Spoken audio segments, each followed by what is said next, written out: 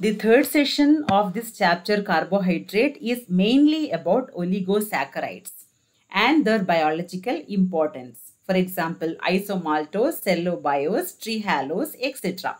But before we go to oligosaccharides, there is a few examples for sugar phosphate and their biological importance, which we have not discussed in the previous session.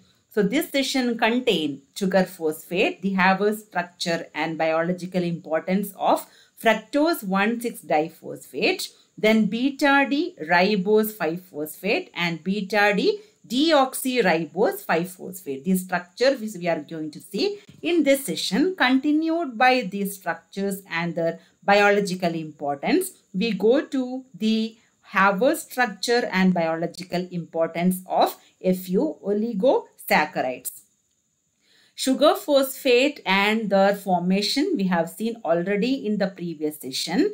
Another example for sugar phosphate can be written as fructose 1,6-diphosphate. So here in fructose, when the first carbon and the sixth carbon we have phosphate group, we call it as fructose beta-D fructose 1,6-diphosphate. The hydroxyl group position is here, that is why it is beta-D. If the hydroxyl group position is down, then we call it as alpha-D fructose. So here the phosphate groups are on this carbon as well as this carbon. So we call it as beta-D fructose 1,6-diphosphate.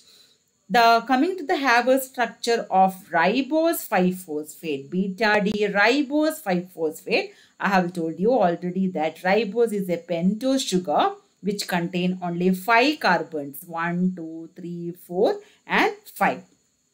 Ribose as well as deoxyribose both are pentose sugar.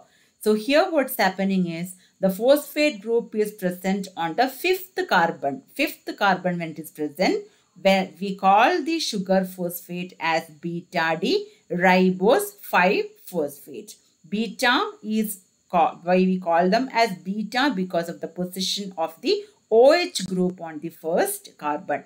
Now see the structure of beta-D 2-deoxyribose 5-phosphate. This is beta-D deoxyribose. This is deoxyribose, and in this deoxyribose, what's happening here? This fifth position carbon atom is attached with a phosphate group. So we call it as beta-D deoxyribose 5-phosphate. Biological importance of sugar phosphate can be generally explained as they are important intermediates in the metabolism of carbohydrate. These sugar phosphates are the important intermediates in the metabolism of carbohydrate. They are stable at neutral pH and negative charge. These sugar phosphates are stable in neutral pH as well as negative charge, and they prevent the diffusion out of the cell. Then these are activate sugar for subsequent chemical transformation. By attaching a phosphate group to the sugar molecule, we are activating the sugar component. So it will be useful in the chemical transformation. Then ribose 5-phosphate and 2-deoxyribose 5-phosphate are the component of nucleic acid and some coenzymes.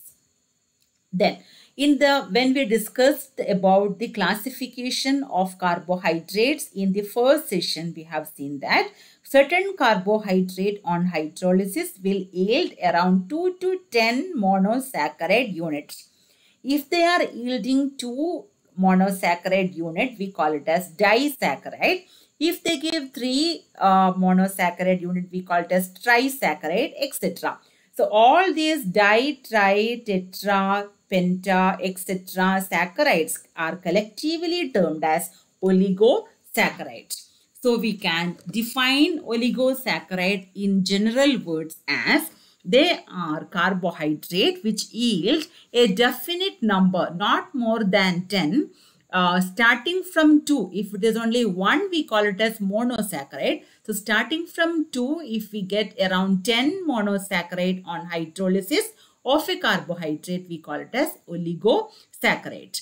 We obtain these carbohydrate through hydrolysis by the cleavage of either linkage, which link two or more monosaccharide. We have seen already that glycosidic linkage is the linkage which is connecting two saccharide to monosaccharides.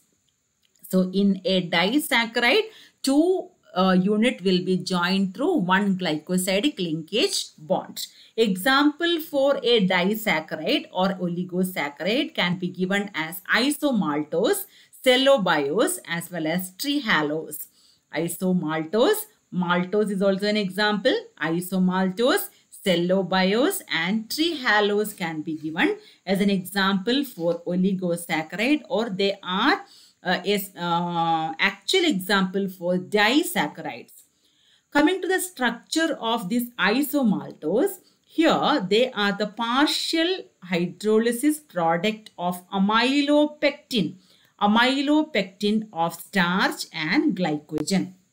So amylopectin is an important component of starch as well as glycogen. For this amylopectin, when hydrolyzes, we get this isomaltose. So in this isomaltose, two molecules of glucose, alpha D glucose, are joined together through alpha 1,6 glycosidic linkage. So this is one structure of alpha D glucose. This is another alpha D glucose. This is the first carbon. So here we have an OH group in the alpha D glucose structure, and that is bonded to the 6th carbon OH group of the another molecule of alpha D glucose molecule. So this is how two molecules of alpha D glucose units are joined together. When OH group of one glucose molecule and the OH group of the other glucose molecules are combining, there will be elimination of water molecule, and the two molecules are connected through oxygen linkage. This linkage is termed as glycosidic linkage, and we represent them as alpha 1,6 glycosidic linkage. Alpha is because both the sugar units are alpha D glucose molecule. Then 1,6 is because the linkage is between the first carbon and the 6th carbon of the two glucose units. Also, you understand that if the OH group on the first carbon is free, then we call it as a reducing sugar. This is the anomeric carbon. If the hydroxyl group on the first carbon is free, then we call it as a reducing sugar. So isomaltose, in the isomaltose second carbon, second glucose unit, first carbon OH group is free. So this is an example for reducing sugar. It is as an biological importance, we can say it is found in amylopectin and glycogen, which provide energy for organism. So glycogen is a storage polysaccharide in animal.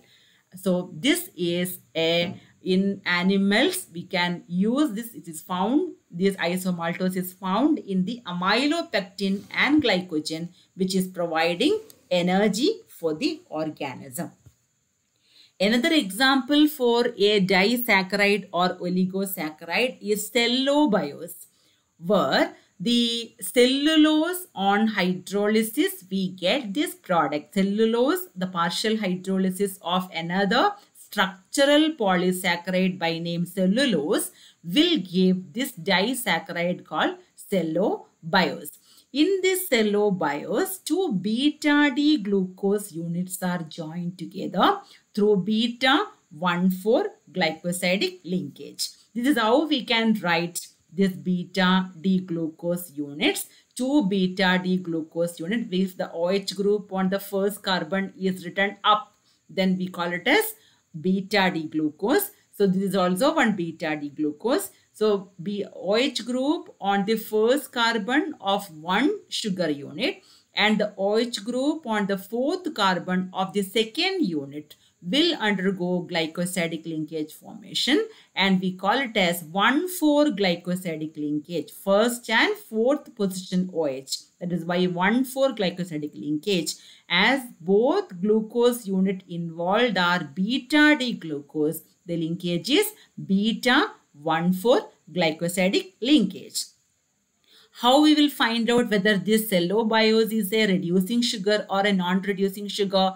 We have to see whether the hydroxyl group on the first carbon is free or not. Of course, here it is blocked, but for the second beta-D glucose, the OH group is free. So this is also again another example for a reducing sugar. This is a reducing sugar formed during the digestion of cellulose by cellulase. Cellulase is an enzyme which can hydrolyze cellulose.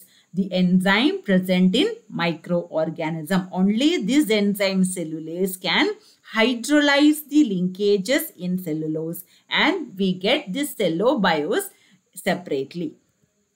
The third oligosaccharide and also can be considered as a disaccharide is trehalose, where the glycosidic linkage is between first and first carbon. First and first hydroxyl groups on the first carbon of 2-alpha-D glycosidic linkage. When both OH group on the first carbon are blocked, then it will become a non-reducing sugar. So we can write the structure in two ways. The first carbon, these two are alpha-D glucose molecules. The first carbon OH group, and the other molecule we have to represent in that such a way that the first carbon is facing the first carbon of the first molecule. So in that way, if we represent, then we can easily show the formation of glycosidic linkage between the OH groups or of the first carbons of both molecules. Either this way or this way, we can show the formation of 1,1-glycosidic linkage and the formation of this trehalose. This is not cellobiose, this is trehalose. So this is the structure of trehalose. Coming to the biological importance of trehalose, it is a non-reducing sugar because both the hydroxyl group on the first carbons are blocked. None of the hydroxyl groups on the first carbon is free. So this is an example for non-reducing sugar, whereas isomaltose and cellobiose both were example for reducing sugar. Trehalose is an example for non-reducing sugar, which is involved in circulating fluid of insects, in which it serves as storage form of energy. So here in this session, we have seen in detail about different sugar phosphate, the Haber structure and biological importance of fructose 1,6-diphosphate, then beta-D ribose 5-phosphate and beta-D deoxyribose 5-phosphate. At the same time, we have seen different oligosaccharides like isomaltose, cellobiose, trehalose, the structure, the formation of glycosidic linkage in these disaccharides and their biological function.